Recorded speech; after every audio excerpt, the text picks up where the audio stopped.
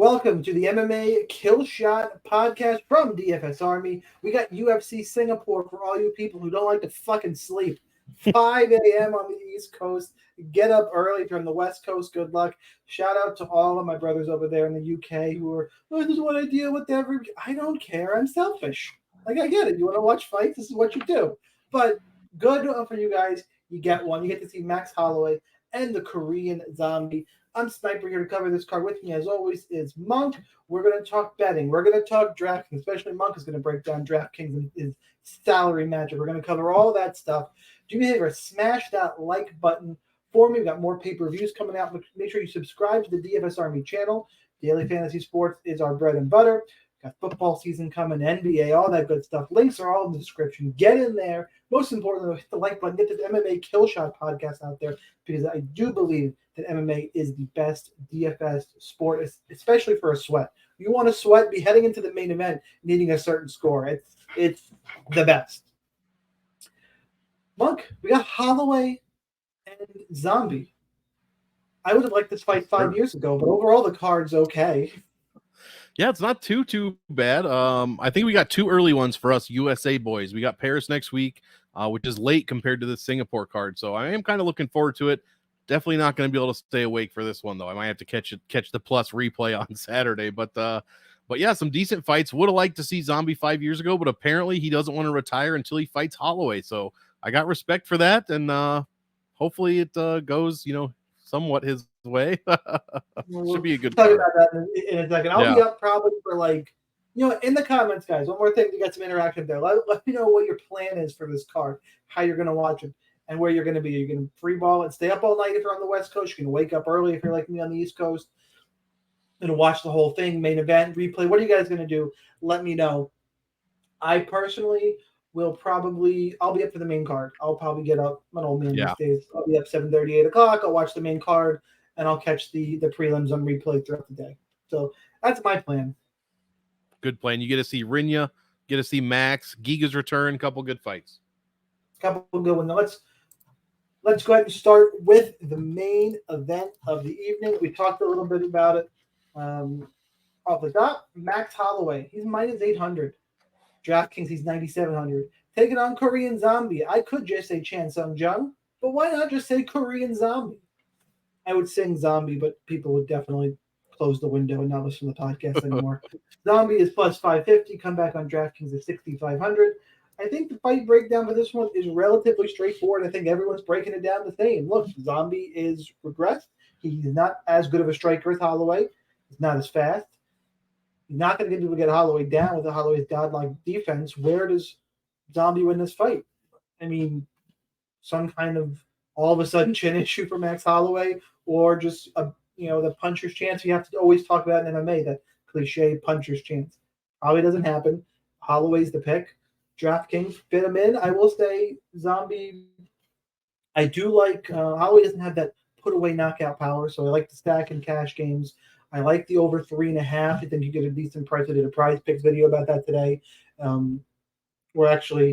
think over 3.5 is like minus 140, minus 150 at the books, and prize pick has the line at I think it's 16.5 minutes, which is less than 3.5 rounds. So I do like the over there because Zombie doesn't typically get put away quickly.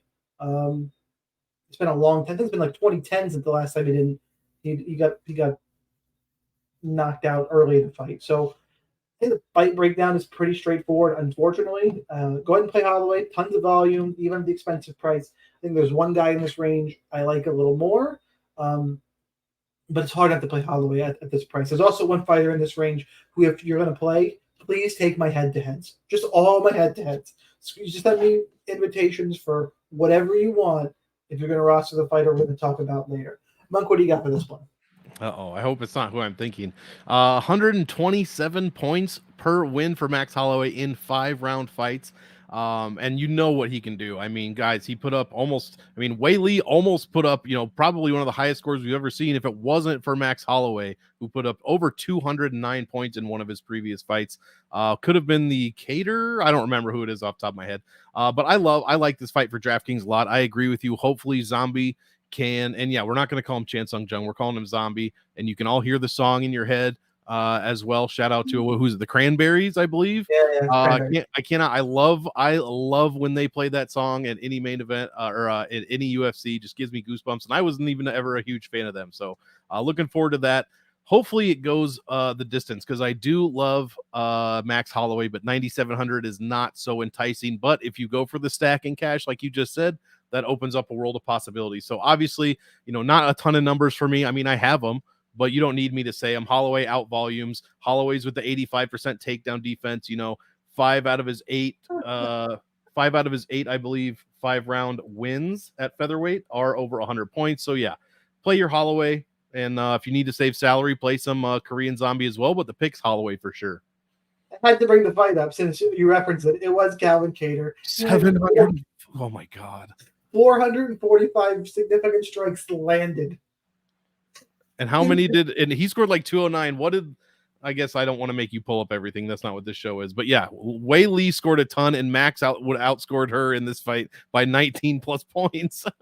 it's just crazy that Calvin Kattar landed 133 significant strikes. There's 30 seconds. 30 seconds total control time, and look at that score. My God. And God tripled up. Like, oh man, it's a good time. Good time. Insane. I had to pull it up as soon as you did that. All right, but we're going to move on, and we're going to talk about the co-main event of the evening. And this fight, you know what? This fight should not be the co-main event of the evening. I fucking said it. Not even close. I can make an argument for another fight. We all know what fight it is, but I'll save it just in case you don't. I'll make you wait. I can argue that fight should be the main event, even though it's Max Holloway. The reason they put that, we'll get there. You know what? I'm going to save it. I got to calm myself down. I'm going to bring it back down. We got Ryan Spann, who's minus 140, taking on Anthony Smith, who's plus 115. DK, Spann is 8,300. Smith is 7,900. They fought once before. Anthony Smith wins via round 1 triangle choke. Monk, how's it going down this time? Yeah, I wish I could say I could see a repeat here. Because Anthony Smith from my hometown, I think he still lives in Omaha, so I'm huge for my Omaha guys. Him and Dober. Even Grant Dawson doesn't really count, but still a Nebraska guy. But yeah, Smith, man, I don't know. I'm not usually a narrative person, but this guy, I think, what is he, 35? Okay, so he's not that old, but in fight years, he's about 45 to 50, I would think.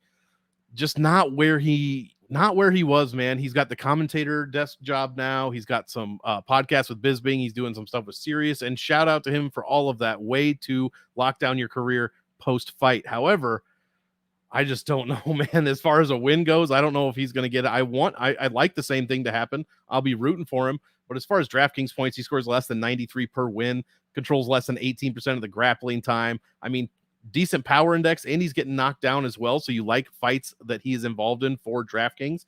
Good strength of schedule, but overall less than 2 points a minute. Ryan Spann, a little bit better overall as far as pacing goes, but 89 points a win, like 42% takedown defense. A little bit of, tons of power, actually. His power index is good. Both guys throwing up submissions everywhere. I like this fight overall. I don't think it goes all 3 rounds. Thank God it's not 5.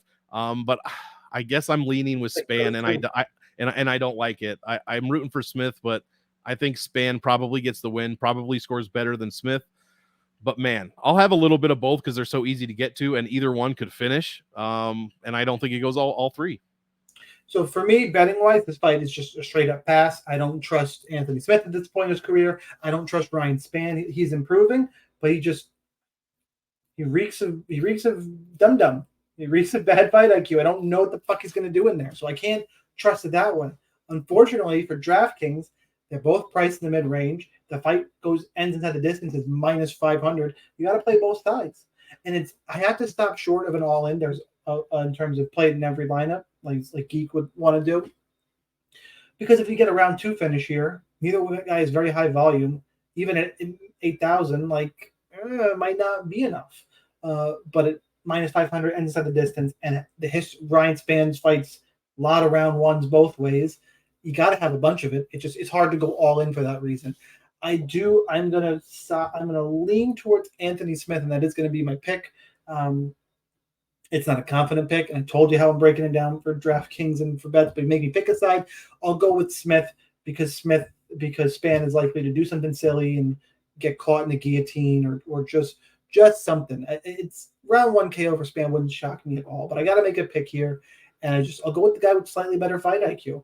It also could be, if this goes to decision, I would say I could see Smith winning that way more often, but probably slightly more often. I think Spann, the way he fights, needs a finish.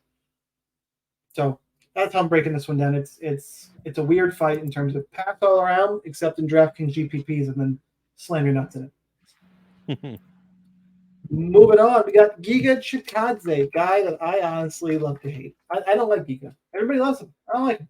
He's minus 240. Then you got Bruce Leroy Caceres plus 205. Chikadze is 9,000. Caceres is definitely 200. I will say that also Caceres is not really my cup of tea. I don't know. I'm weird in that I like grapplers. I like grapplers, wrestlers, big volume. Power obviously is fun. Chikadze is a good technical striker. He's got the Giga kick. Yeah, it's fun to see liver kicks, but I don't know. The way the guy was talking when he was beating some people, like he was going to run through the division. I was like, dude, shut up. I don't know. It bothered me. I'm sure there's plenty of Giga lovers out there who are like, there's lots of them. And I was kind of hoping you were one who could fight about it, but Bruce Leroy, in terms of this fight, he's more well-rounded. If he grapples, he's got some upside here. I don't think he's going to. I think this is going to be on the feet, and I think Giga is a little bit better there. He'll use his movement. He'll use some kicks. Probably wins a decision. I think he's going to keep it together. You know, there's a little bit of ring rust for him to work through being out. I think he wins a decision. I will argue that even though I'm picking Giga, Caceres is the better DraftKings play for tournaments because if he wins, I think he wrestled. And if he wrestled at 7,200, he's probably going to end up with a good score. So the pick is Giga. The DraftKings play is Caceres. Betting wise, it's probably dog or pass with Giga's layoff as well. I don't think I want to touch his number. Monk, what do you got? Yeah, Giga for more than a year and a half. Both guys going 4-1, but Caceres' resume not quite as good as Giga, with Giga having beat Cater, Barboza, and Swanson in his past 3, while Caceres is at Pineda, Julian Erosa, Sungwoo Choi, and Kevin Kroom. So I'm rooting for Caceres. I like Caceres. You know, he's not one of my favorite fighters, but Giga definitely not one of my favorite fighters either. Caceres has made the optimal in 2 out of his past 5 fights, and just like you said, 7,200, great score to target if the guy has grappling upside, which he does. But I kind of tend to agree with you. It's probably Chikadze decision. I'd rather not see that. I'd rather root for Caceres, and I will be doing so. I don't know. When I do my notes tomorrow after weigh-ins, I might even pick, well, maybe. I don't know. It's probably Chikadze by decision, but you absolutely nailed it. DraftKings upside is Caceres all day, as Chikadze averages 92 points per win. That is it. So with no takedown control time upside whatsoever. So last thing I will say, what is Caceres' striking defense? 6th best on the card at 57%. So, you know, Caceres has good movement as well. He can get caught, but he's got good movement. If he can get Chikadze to a decision, 90% of me is going to tell you that Chikadze scores like shit. Agreed. Totally agreed there. Let's move on. Let's talk about Rinya Nakamura. Second best. Oh, God. Second best prospect on this card in my mind. Yeah, had a Ryan Spann. Always not a prospect. He's minus 900. 9,600 on DK. Fernie Garcia is plus 600, 6,600 on DK. So this is the appropriate step-up fight for Rinya Nakamura. He is a real deal prospect. Obviously, I just hyped him up like that. You're not going second fight in the UFC. He flatlined Kazama last. So apparently, the dude has power. Weird. If you just watch his UFC fight, you'll think, oh, okay, he's hyped up. He got dynamite in his hands. Not really. That was weird. The dude is a relentless wrestler, which is music to geeks' ears if he's watching anywhere. Wrestle, wrestle, wrestle, wrestle, fuck you, wrestle, fuck you, wrestle, fuck you. I don't know how far he's going to stay up here. On the feet, it's close. I would give the edge to Fernie probably, but I don't think it's anything big. And if the kind of athlete that Nakamura is, if he keeps improving the way he did between 2 fights ago in his last fight, it's the problem for Fernie wherever this fight goes. The grappling style makes me like him a ton. He is the one fighter I would play above Holloway in GPPs because of ownership and grappling. It's tight, though. I'm not going to tell you. It's hard to fit both guys in a lineup, and I just want to be different. So I'll lean towards Nakamura, but they're both great plays all around. What makes probably Holloway a better cash game play is the extra rounds. I'm talking GPPs. So I don't really have much interest in Fernie Garcia. There's other dogs who I'm not picking with more upside. I just good luck, buddy. Nakamura is the real deal, and he is who I have in this one. Monk, how about you? Well, I was hoping that this wasn't the fighter you were talking about before when you said play me in head-to-heads, because I was like, I'm all over Nakamura against Fernie. Oh, come on, you have to know who it is. I figured, yeah, I do now. Yeah, now, yeah, you broke it down perfectly, man. 9,600 for Nakamura. I mean, you got to throw his numbers out. I mean, the guy's scoring 45 points a minute. He only fought for 35 seconds, so all of my numbers are no good, obviously. But yeah, he's a fantastic looking prospect. Wrestle, fuck you to death. Chain wrestling. Wasn't he some? He was some like wrestling champion, I believe. Wherever he is from, Yeah, I don't know. He's from Japan. I'll pull up the exact. I didn't want to say the wrong thing. Yeah, so yeah, yeah, relentless. You're just gonna get us a bunch of hate, and if There you you get us a go. bunch of hate, people will start listening. That's true. We'll throw it on TikTok. Well, let me tell you something about Japan. No, I'm just kidding. Yeah, I don't I don't like Fernie Garcia in this fight at all. He hasn't looked great whatsoever. Way under 2 points a minute. He's fought for 30 minutes and he scores 1.63 a minute. Gives up over 4 inside the distance, and that's exactly what Nakamura is going to do. I mean, sub, ground and pound, club and sub, whatever you want to say. I think you broke it down perfectly. Nakamura has huge early DraftKings upside, whereas Max Holloway has huge decision 5-round DraftKings upside. So you're either going to have to go stars and scrubs, or you're going to have to kind of pick flip-flop like 50-50, pick one of each guy. But I love Nakamura for DraftKings at 9,600. By his wrestling credentials, it looks like he was a multiple-time Japanese national medalist at 2 different weight classes. That's what it was. Like he got gold at the World Under 23 Championship. That's what it was. Yeah, under 23. Had Olympic aspirations, but 2020, nothing happened in 2020. So he just he was just hanging out at home. He was like, you know what, I'm gonna go pro in MMA instead. I'll skip this year. Yeah, not wait for the Olympics. So that is the background there. Nice. Let's talk about the best prospect on this card. Yes. The future strawweight champion of the world, Errens Blanchfield, -145. And yes, I just saw Weili Zhang fight. I get it. Let's get to the intro first. DraftKings, she's 8,500. Tyler Santos, that is Tyler Santos. Typo there. Man, I was trying to do that too quick. Damn. She's 7,700 on DraftKings. I got to get rid of this screenshot. I'm going to look at it anymore. Even if Blanchfield loses this fight, she's got like her ceiling is so high at her age and her skill set with the wrestling. Had fought Andrade last time out. Striking is coming along. This is, and you can tell by the line, this is a very, very, very dangerous fight for her. Probably the most dangerous fight she could take outside of the champ. I would be, call me crazy, I'd be more confident in Errens Blanchfield against the likes of Carlos Esparza, Rose Namajunas. I'd be more confident in Errens against Rose than in Errens against Tafa. This matchup is scary. Tafa's a really good grappler as well. Legit BJJ, what Blanchfield has. The striking is pretty even. It's just who's going to come out on top of these scrambles. And I think, to me, it comes down to Blanchfield's a little more athletic. That's all that's breaking these two apart. Tyler Santos is scary at this weight class. It's terrifying. DraftKings, I still like the -145 number on Blanchfield. I'd be lying to you. I haven't pulled the trigger on a bet yet because all the reasons I just mentioned, and I'm still paying a little bit of juice. I'll be watching. It's probably a good live betting spot once I get a feel for how Blanchfield is in the cage. I don't know if I can pull the trigger early without the line jumping too much on me. Tyler Santos, DraftKings, the fight is like +180 to end inside the distance. It might be the lowest finish prop on the card, but they're going to wrestle.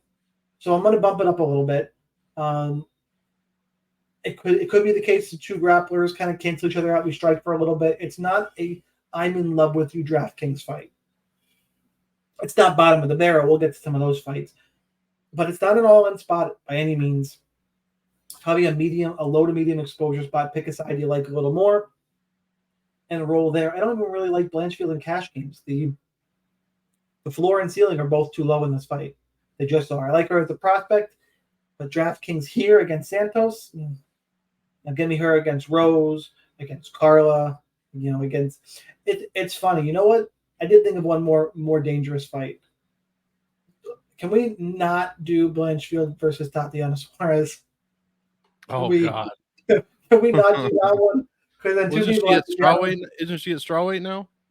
Oh, you're right. You are Suarez? correct. Because they're trying to Correct. set up That's right. Zhang and Suarez next. That's right. And you know what? At the beginning of this, I think I called Blanchfield a strawweight. I thought so, but I figured it was just a brain fart. No, it was because she didn't she have that one fight where she went down or some crazy shit? I feel silly at the start of this. I think I just said the wrong weight class and I started listing off wrong names.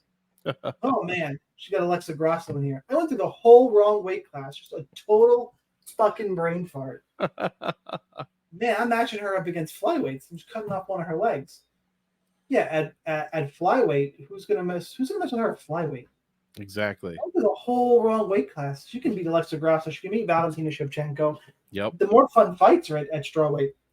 Man, she might go up against Fiora at some point. I just pumped up Blanchfield at 115. Man, I feel silly.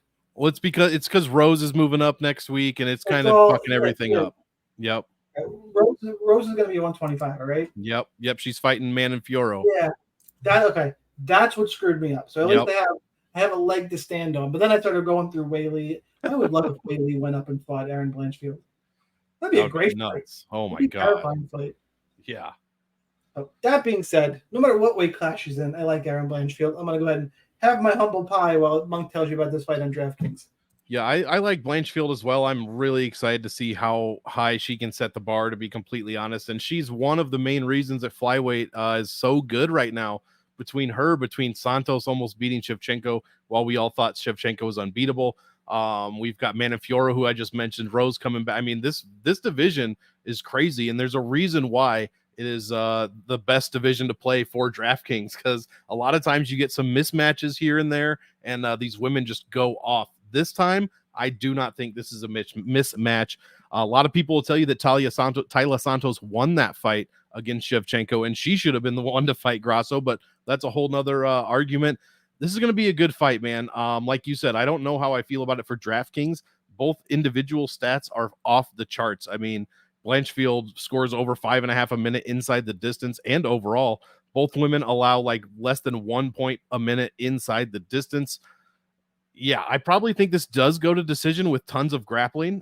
But who's to say, somebody doesn't just make one tiny mistake and somebody finds a sub in there. I'm going to play more Blanchfield most likely than Santos, for the reason you said. It's the athleticism, and at 24 years old, at this age, and I almost mentioned it for Rinya and I forgot, even though I think he's 28, between fights, you learn so much and you improve so much at this age. It's almost unbelievable, to be quite honest. So who knows what Blanchfield's done in the past 6+ months, but hopefully it's a ton. And yeah, I'm really excited to see her. My pick is Blanchfield, DraftKings Blanchfield, and just don't count Santos out for DraftKings either. Speaking of world class, oh yeah, athletes, Junior Tafa -145. Look at that stash. He's 8,600. Taking on Parker Porter +120, 7,600. I love to hate on Parker Porter. I don't like Parker Porter so much. I picked fucking what's his face last fight. Fat boy steroid. I can't remember his name. Braxton Smith. Braxton Smith. That's more of an indictment of what I think about Parker Porter. Parker Porter, by the way, was already knocked out by Junior's brother. Mm-hmm. Probably the same here. Porter should wrestle. Should be a slop fest or a quick KO. I want no part of this betting. Like, I'm more selective in my bets. I know some people like to have 10, 15 bets a card. I like to have 2, 3. A big week is 4 to 5. That's a big week. Yeah, so no thanks there. Too much volatility. Heavyweight volatile slugfest. And on DraftKings, I can't even go all in because, again, they're not high volume heavyweights.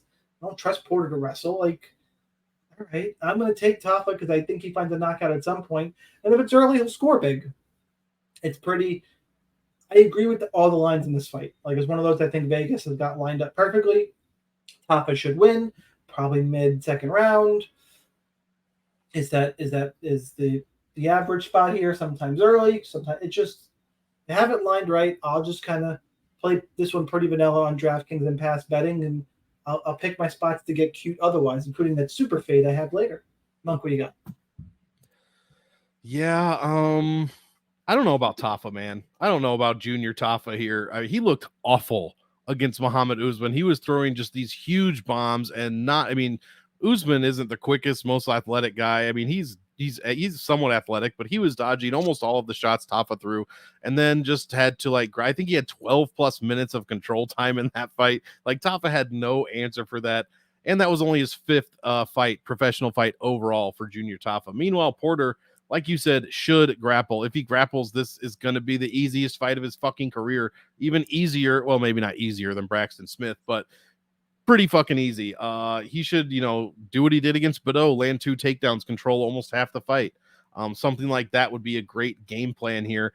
It's Tafa early, or it's Parker going to decision and just wrestle fucking him, controlling him, and possibly scoring, 90 to 100 points, which I don't mind at 7,600, but I can't count on it. So give me a little bit of both sides. Yeah, I won't spoil. Yeah, we'll talk about it more later, but I might pick Parker Porter this week. I'm probably going to regret that. While I picked Braxton Smith, by the way, I was at MSG for that fight. I cashed, I think, the silliest bet. I was in the DraftKings suite. We're all dicking around. Plenty of drinks are flowing, having a good time. I did cash, not for a big amount of money, but I did cash. Was that Prudential Center?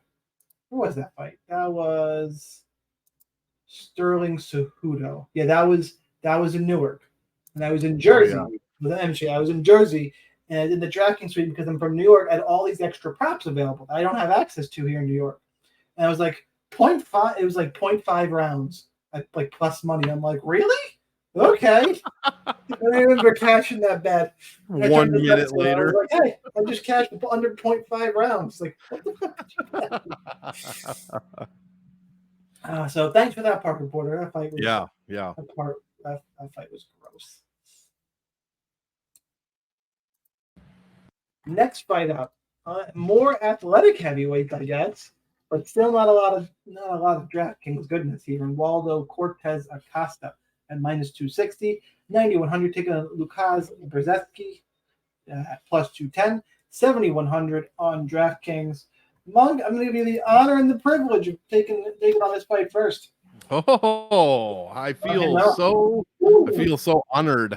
Yeah, I hate this fight for DraftKings. That's why I wanted to get it to you. No, 9,100 for Waldo Cortes-Acosta. Yeah, not interested. Salsa Boy. While that nickname, I'm undecided on that nickname. I don't know if it's good or bad. I'm leaning bad. I'm all about the Mexican food. If you don't, in your unnamed name podcast, nickname, whatever. Yep. Yeah. All right, I'll bump it up half a point. You don't even. You can do that, and then if he doesn't make the cut, whenever you play, just add one for me. Add a little salt. There you go. It's also on everything. It's a problem. Well, the unnamed nickname parlay is already fucked because the best nickname is Korean Zombie. So what are you gonna do, right? Yeah, it's already. So we're just gonna have fun. It's pretty close, man. There's some bad ones around here this time of year. So yeah, didn't look great against Marcos Rogério de Lima, and that's not a loss that aged well, as we know what happened to de Lima after that. Did beat Chase Sherman and Jared Vandera, possibly 2 of the worst 3 heavyweights of all time. Sorry, Harry Hunsucker, you are also on that list. Have you seen Jared Vandera, by the way? Yeah, he dropped down to light heavy. Have you seen pictures of him? Yeah, he looks decent. Fucker looks good. I'm like, oh, am I gonna have to pick you now? Yeah, I saw he was dropping to light heavy, and I was like, what?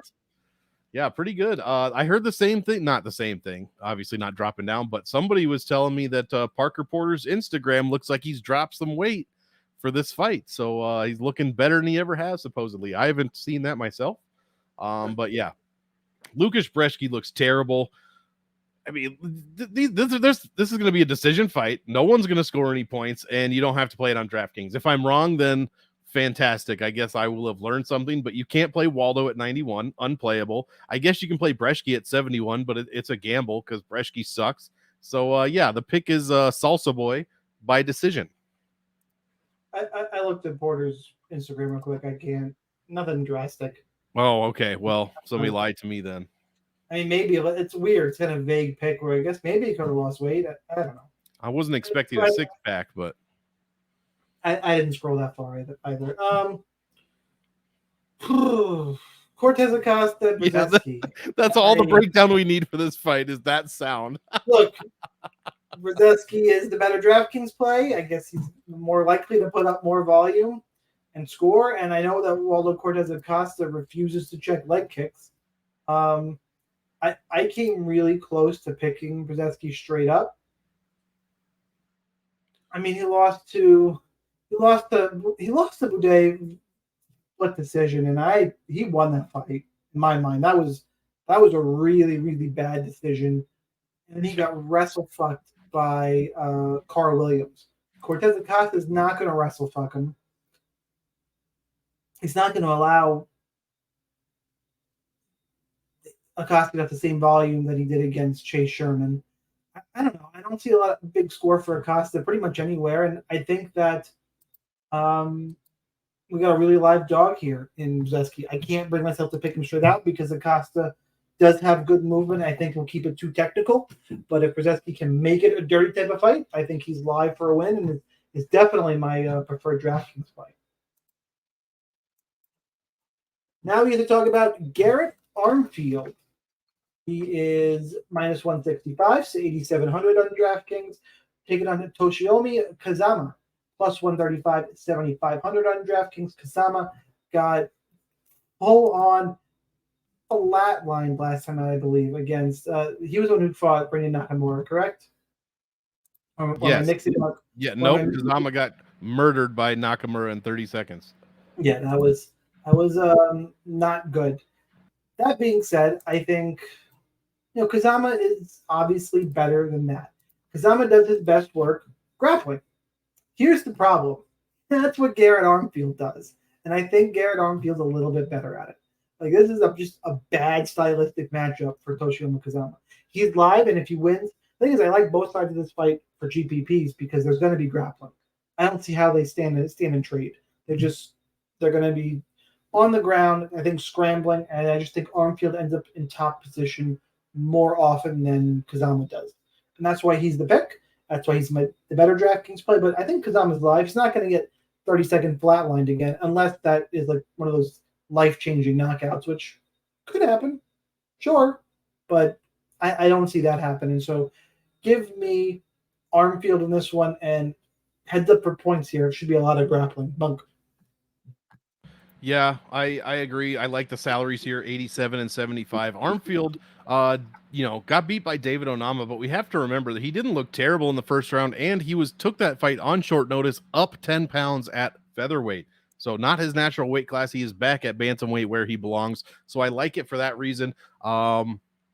He was only 6% owned in that fight, so I assume that's going to go way up since Kazama got finished in the way he did. But yeah, tons of grappling in this fight. Actually, Kazama was only owned 11%, so both guys' cumulative ownership total in the UFC, 17%. I expect both will be higher than that this week. Not 17, but higher than their respective previous ownerships. And I do like it because of the wrestling upside. I am definitely picking Armfield, though, because, like I said, he's at his weight class. And Kazama got brutally finished. I know they say it takes at least 6 months. Well, that's all we're at. We're at 6 months, 201 days since he was brutally finished by not Kinoshita, Nakamura. So, yeah, I like Armfield here. I like the potential wrestling, and I'm hoping that Armfield gets to show what he's all about at bantamweight in this fight. Move on to, I think, one of the more underrated fights on this card. We got Chidi and Njokuani. Minus 105, 8,000. The small favorite, it's really a pick and fight, is Mikhail Oleksiejzcuk at minus 115. He's 8,200 on DraftKings. I got to give a shout out to Newsom, the boy Newsom on this one.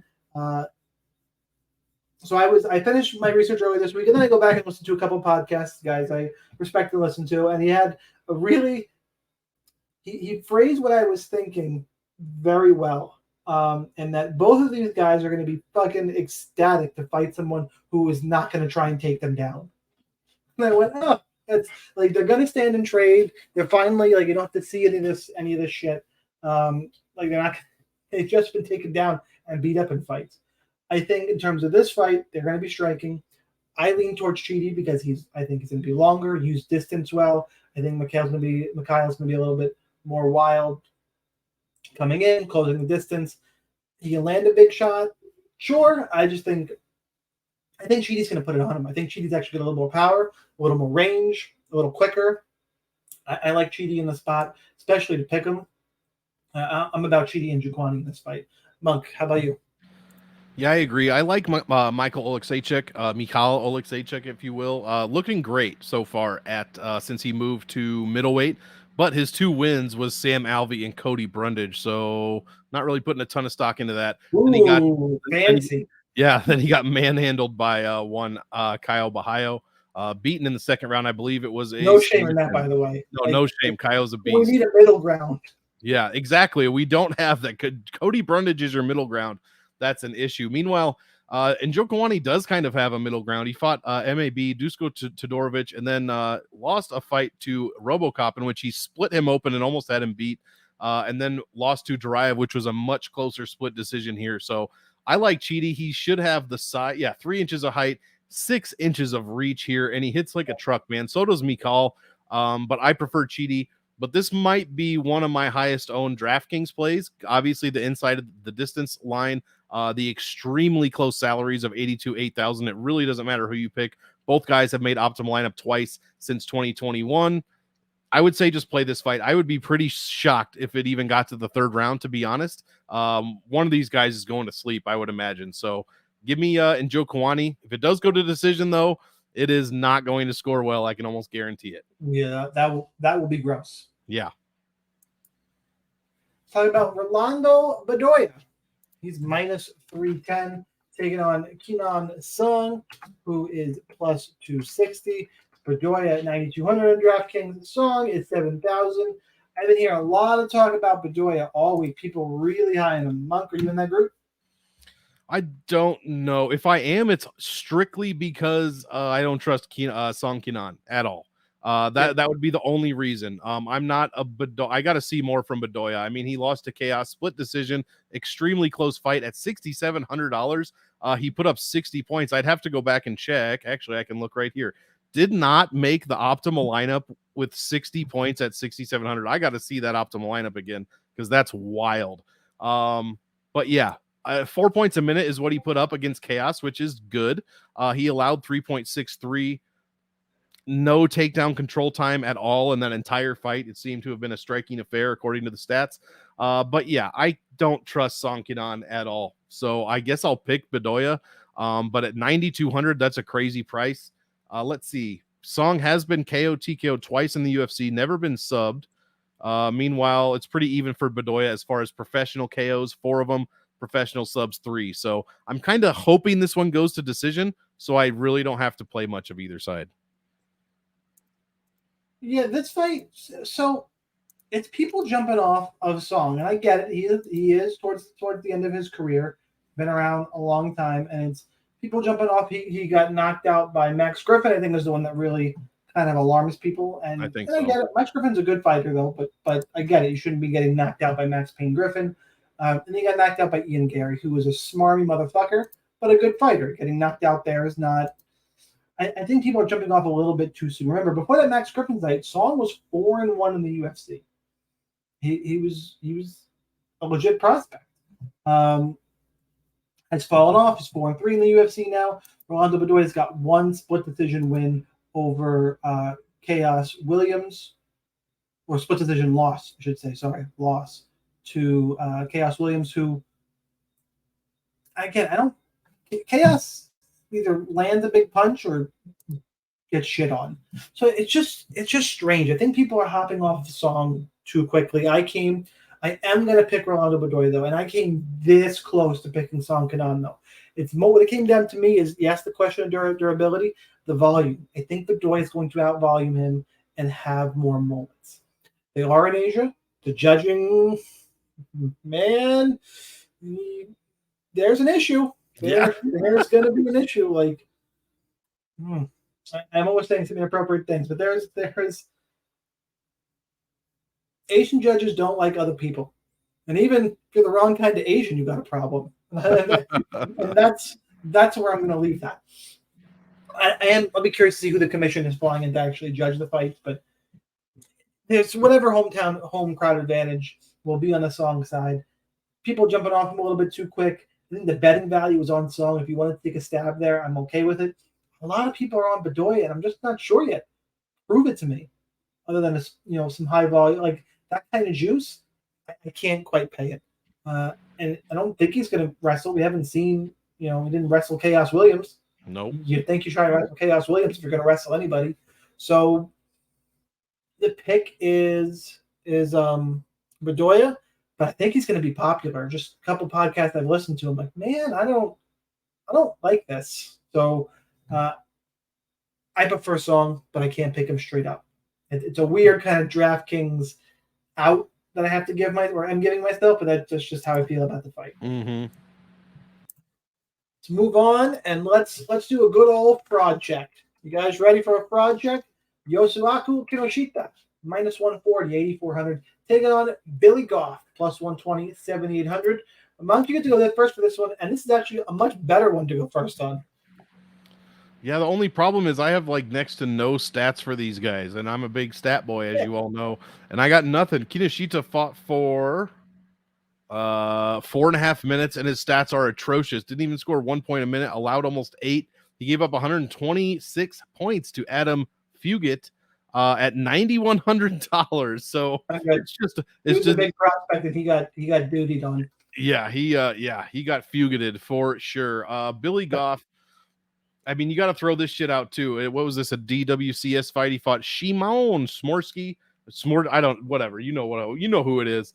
Beat him in the first round. There you go. Beat him in the first round. 10 points a minute. Allowed 5 at like 126.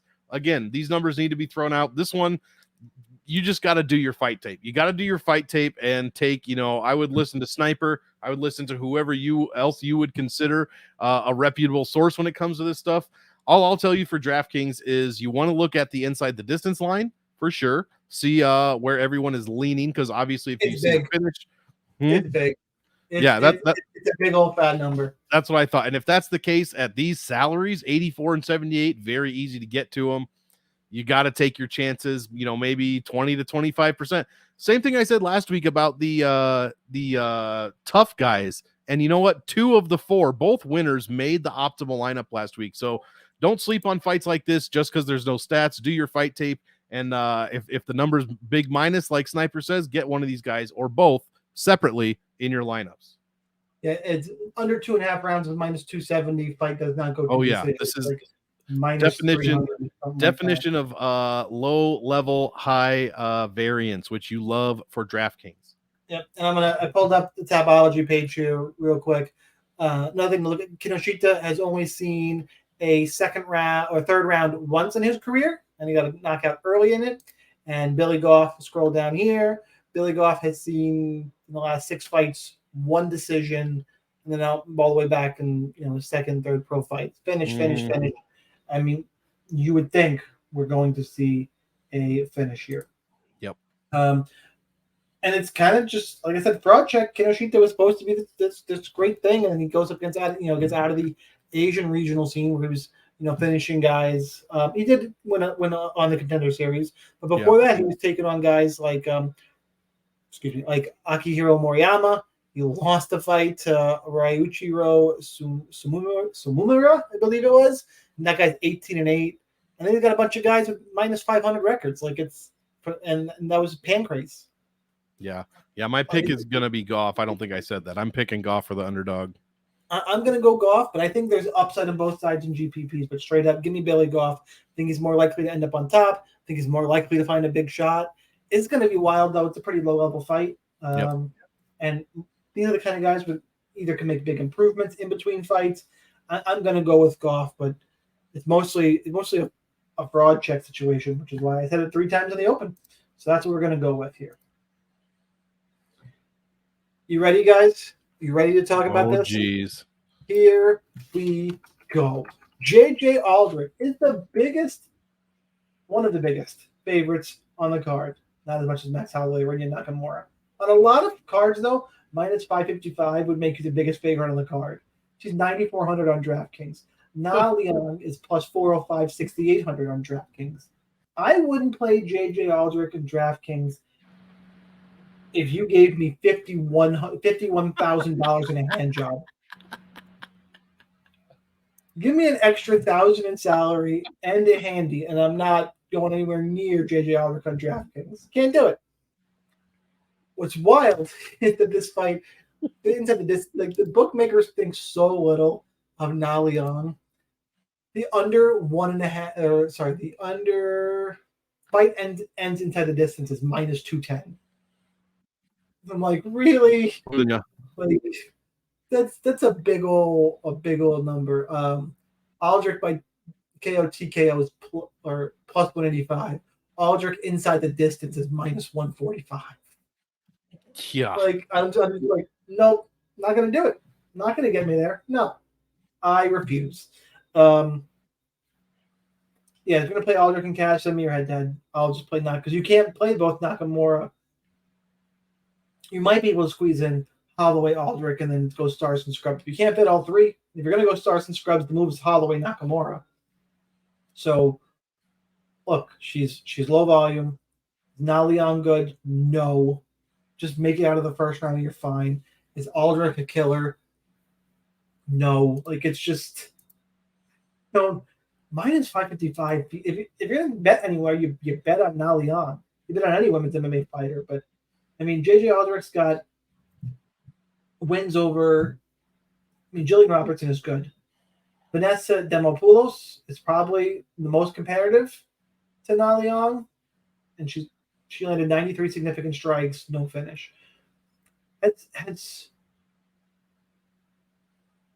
JJ Aldrich doesn't have a UFC finish. She's minus 145 to get one against Na Liang. Right. It's because Liang's just Danielle Taylor. She didn't finish Laura Mueller. I mean, is Na Liang that bad? I know she got the problem is she got knocked out by Silvana Gomez Juarez. Yep. Yeah. And she was knocked out twice in a row, I think. Ariane Carnelosi. Oh God, I can't do it. I still refuse. I'd rather take shots on Na everywhere and just call it a day. Mom, please. I know the stats. The problem is I know all the stats are going to back me up. It's just what do we think of Na Liang? That's what this is. Exactly. Because the Silvana Gomez Juarez, I believe, had not won a fight in the UFC until she faced Liang Na, and then brutally finished her in the first round. Pretty sure she made the optimal lineup. Scored all the points in that one. Not all of them. She scored like 103. What would have been her salary at 8,600 that week? So, yeah, it's what it is with Aldrich. She minus 555 is fucking laughable. I hear podcasts every week, and I subscribe to this line of thinking you better think twice, if not three times, before you're putting your money on a minus 300 women's favorite. That's at any time. And we're at minus 555, guys. Like, this is a wild ass number for someone who's 3-2 in her last 5, and in the UFC 7-5. Like, Aldrich, like Sniper said, doesn't score at all. I don't want to hear anyone talking to me about the fucking Blanchfield fight. And I'm glad we didn't bring that up earlier when we were talking about Blanchfield. Na Liang, what's going to happen here? She lands a ton of volume, but she gets outpointed everywhere. She gets KO'd. She has no chin. So she's either going to finish early or get finished early. So I guess I'm being forced into playing JJ Aldrich at some percentage. I got to limit it, obviously, very low. But it does help, like you said, to have Nakamura and Holloway also on this card. So even if Aldrich does get an early win, we still got a chance to not see her on the optimal lineup. So give me a little bit of Na Liang. I like the plus money if I'm going to bet, but I would probably stay away from this one. Maybe Na Liang in a few lineups, but I expect her to probably get finished, right? I don't know. Hopefully it goes to decision and we just don't have to worry about it. Winner scores 58, 60 points, and that's that. Amen. Sung Woo Choi. He's taking on Jarno Errens. Choi's minus 165. Errens is plus 135. DraftKings 8,800 for Choi. $7,400 for Errens. Monk, you take this one first. Yeah, Sungwoo Choi is very hard to trust, and he comes with an $8,800 price tag this week. Very unfortunate when he doesn't even score 3 points a minute. Inside the distance, he's getting outscored 2.5 to 4 points a minute is what his opponents score. Takedown defense is run-of-the-mill, almost 70%, which is good, but he's allowing 2.2 per 15 minutes, which is not ideal at all. 2 of his 3 wins over 100 points, which we do like. He's got a good power index and a very poor what I call chindex, which is the opposite of power. How many times you've been knocked down per significant strikes. Yeah, trademark that, by the way. Both of those numbers are very high. So he's getting knocked down and he's knocking a couple of people down as well. Decent strength of schedule. But Jarno Errens, didn't look great against William. Yeah, Gomes there. Decision loss, I should say. Only landed 20 strikes, but he was controlled for 54% of that fight. I don't trust Sungwoo Choi to control him for that amount of time. It looks like the most control time he's had in his past 5 would have been way back against Yusuf Zalal in 2021, and that was 24% control time. So I'm going to give Errens a puncher's chance here. If there's any, let's see, hopefully, well, no, he didn't show any wrestling or grappling upside at all against Gomes, so that's still a question mark, but I can't trust Sungwoo Choi. I think I'm going to fade the favorite here and just play a little bit of Errens, not fade Choi completely, but pretty hard. And I'll look for value elsewhere. I'm going to be playing some top range guys, so I don't even know if I can get to 8,800 this week. I might have to go more towards the middle range, so I might not be able to get to Choi much at all. Choi is coming off that wild, fun, crazy fight against Trezano. He got a knockdown. Trezano got 2. Before that, though, he didn't get finished, but he got knocked down twice by Josh Kulabau, and then he did knock down Alex Caceres and lost the fight. He's got a knockout of Julian Rosa, and he didn't finish. He got a knockdown against Suman Mokhtarian, but didn't finish. And everybody knocks down Julian Erosa, so yeah, it's hard. It's just how much it's.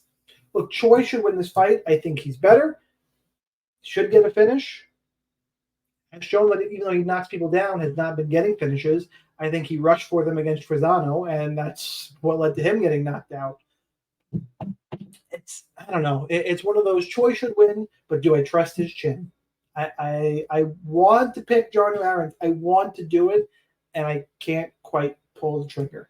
I think Choi's just better. Good upside here. Again, there's targets I would prefer rather than Choi. And Errens I'm going to mix in just in case the Choi chin is gone on DraftKings. Betting wise, I'd be looking at the under props here. I'm not even going to recommend one at the top of my head, but that's where I'd be looking instead of a street bet. Let's talk kill shots. Yes, sir. You got a kill shot queued up, unowned play for our DraftKings lineup. I do. I have got, let's see. It's a tough one this week. There's not a ton of dogs that I like, and the ones I do like probably don't score well, but there is one that is sticking out. I'm probably picking him to win. It's going to be a slot fest, and his opponent I don't trust as far as I could throw, and he weighs about 260 pounds, so I can't throw him very far. It's going to be Parker Porter at 7,600. Oh. Yeah, kill shot, baby. He's either going to finish early or he's going to go to decision, hopefully with some wrestling. I don't really like a ton of, at 7,600, it's the mix of the salary, the relatively low salary, and the possible upside, which we might not even see. So it is a bit risky, but I'm just fading the guy with 5 professional fights overall in Tafa. It makes me sick. And I've been sick once today already, and I feel about the same way as I did before. I'm tossing back and forth between 2.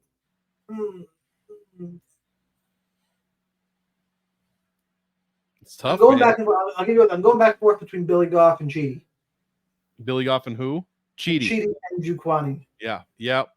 You know what? I'm gonna do fucking name tiebreaker in your honor, Monk. Chidi Bang Bang. There it is. Chidi Bang Bang. And Njokuani will be my kill shot. Hope you guys enjoyed the podcast today. Hit that like button if you didn't already. Hit the subscribe button. Do that now. Do it. I'm gonna wait for you. Yep. Did you click it? Same. Good. All right. Perfect. Thanks. DFS Army members, I'll see you in Discord. Ask me questions in there. Cheat sheets, VIP podcast tomorrow. All the good stuff will be there from myself, Monk, all the other coaches, contributors we got. Make sure you check that out. If you're not a member, click the link below. Sign up. Don't be stupid. That's all I got for you for this week. Enjoy UFC Singapore nice and early. Let me know how you're watching it. Take care. I'll see you next time.